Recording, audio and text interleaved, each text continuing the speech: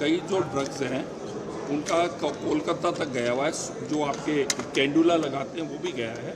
मैं आपको इतना ही बताना चाहूँगा कि ये जो दोनों जो आपके मेडिकल कॉलेज और ये हैं, मतलब आप देखिए कि जो मेडिकल कॉलेज में लगभग ओपीडी होती है 1,14,000 पर ईयर और दूसरे वाले में भी काफ़ी होती है, और 6,000 डिलीवरीज कराते हैं हर साल आपका जिकेलॉन, जिसके अंदर लगभग 3,000 होती है आपकी सिजेरियन।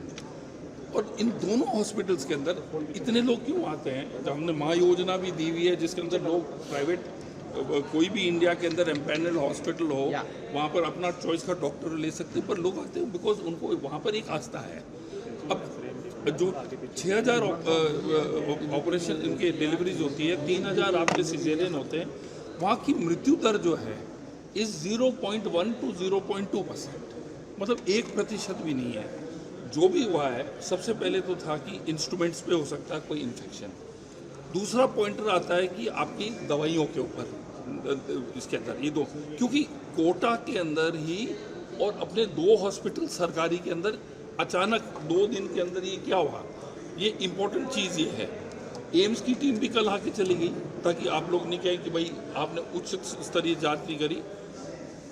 अब इशू ये आता है कि ये जो हॉस्पिटल्स हैं इनको 20% जो दवाइयाँ हैं और इंजेक्टेबल्स वगैरह जो है वो मार्केट से लोकल ले सकते हैं विदाउट टेंडर, विदाउट परमिशन। जैसे ज़रूरत पड़ गई, आपका ये कम पड़ गया तो इमीडिएटली यू कैन गेट। जो मैंने जो पाया, जो मेरा जो सोचना है कि इतनी जल्दी उनकी 8 घंटे 7 घंटे में गंभीर हालत होना और उसके 6-7 घंटे में डेथ होने का मतलब है कि कुछ चीज़ ब्लड स्ट्रीम के अंदर गई है।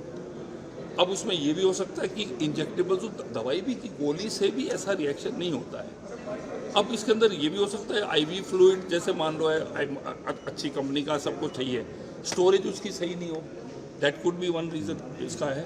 लेकिन अभी एम्स टीम ने भी सब जांचें कर ली है और रिपोर्ट्स जो है वो लगभग 23 तारीख तक आ जाएंगी इस हमारे जितने भी लैब से है। तो 80% दवाइयाँ तो RMSCL की है, 20% दवाइयाँ जो हैं वो है लोकल मार्केट से ली हुई है। कुछ चीज़ जो ब्लड स्ट्रीम के अंदर इमीडिएटली गया है, और जब मृत्यु दर जो है 0.1% से लेके 0.2% है, 1,14,000 OPD एक हॉस्पिटल में हो रही है, 6,000 डिलीवरी हो रही है जिसके अंदर 3,000 आपके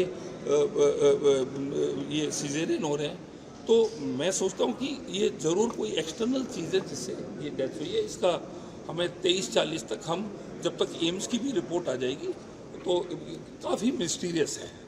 2 हॉस्पिटल, सरकारी हॉस्पिटल एक सिटी के अंदर, तो ये भी नहीं कि कुछ पर्टिकुलर बैचेस तो सब जगह जाते हैं, कोई बैच की दवाई हो, स्टोरेज में हो सकता है, जो इंस्ट्रूमेंट्स प्रॉपर्ली सैनिटाइज नहीं हो, पर ये भी नहीं हो सकता कि 2 OPD के इंस्ट्रूमेंट सैनिटाइज एक साथ ही नहीं हो और अचानक 2-3 दिन के अंदर हो। तो ये चीज़ों के अंदर जो है इसका जो भी धुंध है वो उठेगी करीबन अगले मेरे ख्याल में 3-4 दिन में, और हम आपको उसकी रिपोर्ट। सर, आप तो मेडिकल एजुकेशन भी आपके पास है, जिस तरह से नीट के पर्चे लीक हुए, कई संस्थानों की भूमिका भी इसमें आई है, क्या किस तरह का एश्योरेंस देते हैं, क्योंकि एग्ज़ाम तो NTA कराता है? इसके बारे में मुझे पूरा आइडिया नहीं है कि एग्ज़ाम कैसे सेट होते हैं, कौन करता है, क्योंकि मेरा डिपार्टमेंट तो कर नहीं रहा है। तो ये एक विषय है जो शिक्षा विभाग और अन्य विभाग दे सकते हैं। मुझे इस पर अनर्गल टिप्पणी करना मेरे लिए उचित है। सर, आज गवर्नर साहब ने एक एजुकेशन सिस्टम को लेकर एक सवाल उठाया, उनका प्राइमरी एजुकेशन जो है उस पर ज़्यादा फोकस होना चाहिए बच्चों के आगे। बिल्कुल सही है कि बच्चे जो हैं जो स्टैंडर्ड 1 में आते हैं उनका जो बेस जब तक स्ट्रॉन्ग नहीं होगा तो फिर आगे जाके कैसे होगा। तो उन्होंने जो बोला है कि जो आपकी बिल्कुल प्राइमरी लेवल पे बच्चे सब स्कूल जाने चाहिए, दैट इज़ मेन थिंग।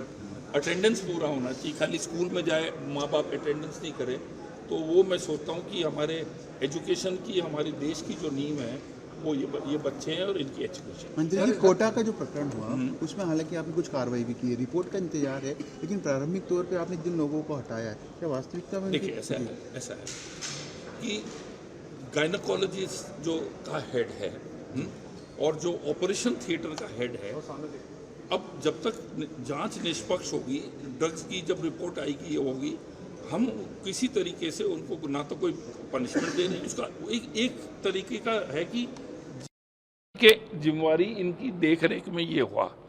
चोर क्या है वो मालूम पड़ेगा। अगर इस इंजेक्टेबल्स जो खरीदे गए लोकल मार्केट से, इन लोगों की बस की बात नहीं है, तो इनके साथ कोई अन्याय नहीं किया जाए। दवाइयों की गुणवत्ता की बात आ रही है, इधर सर, इधर कार्मिक भी है, सब स्टैंडर्ड दवाइयां। आरजीएचएस का जो इशू है, देखिए आरजीएचएस 4000 करोड़ का घाटा हो रहा था। ये जो 4000 करोड़ का हर साल जो घाटा हो रहा, जो मतलब हम पेमेंट कर रहे थे, ये पैसा सरकार के पास किसका है? ये टैक्स पेयर का पैसा है, आपका, हमारे टैक्सेस का पैसा है। अभी हमारे जब से मेरे डिपार्टमेंट के पास आया 800 करोड़ रुपए हमने बचा दिए। इसके अंदर इसका ओनली तरीका होगा कि इसको हम इसको इंश्योरेंस मोड पे लाएं। अब क्या है, लोग दवाई का प्रिस्क्रिप्शन लेके हेयर ऑयल भी ले रहे थे, दांत मंजन भी ले रहे थे। अब ये टैक्स पेयर का महीना पैसा जो है, इसमें हम लीकेज नहीं होने देंगे।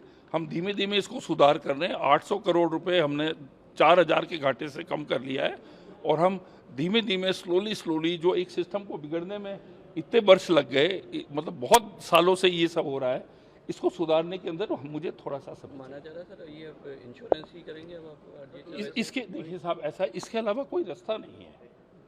There is no way out. माँ योजना में क्या है?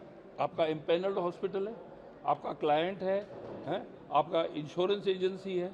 अब कितनी अच्छी चल रही है माँ योजना। हॉस्पिटल का जैसे बोला मैंने कि आज आप लोगों के पास जो आयुष पोर्टल है, आयुष पोर्टल के थ्रू आप लोग इंडिया में कोई भी डॉक्टर, कोई भी हॉस्पिटल, जो हॉस्पिटल एम्पैनल्ड है, हम लोग बाहर जा सकते हैं, हम चेन्नई में भी जा सकते हैं, हम मेदांता में भी जा सकते हैं, और बाहर के लोग यहाँ आ सकते हैं। हमने आपको ये ऑप्शन दिया है कि आप, ये ज़रूरी नहीं है कि आप जो है हमारे सरकारी हॉस्पिटल के ऊपर ही आप डिपेंडेंट हैं। अब मैं उदाहरण देना चाहता हूँ कि आप अपना SMS यहीं है जयपुर के अंदर, कि आपको मालूम है कि यहाँ पर 300 डिलीवरीज होती है, बच्चे पैदा होते हैं हर दिन। अब 299 दुरुस्त हों और एक पे कोई कॉम्प्लिकेशन हो, तो वो कहते हैं 10 - 1 इज़ नॉट इक्वल टू 0। तो हमारे डिपार्टमेंट के लिए ये बहुत ही बड़ा डिपार्टमेंट है, बहुत ज़्यादा हॉस्पिटल्स हैं।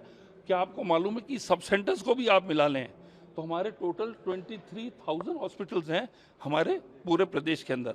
और जब मुख्यमंत्री जी जो है 36,000-35,000 करोड़ रुपए इस डिपार्टमेंट को दे रहे हैं, तो उनकी कितनी सीरियसनेस है हेल्थ के प्रति, ये जाहिर है।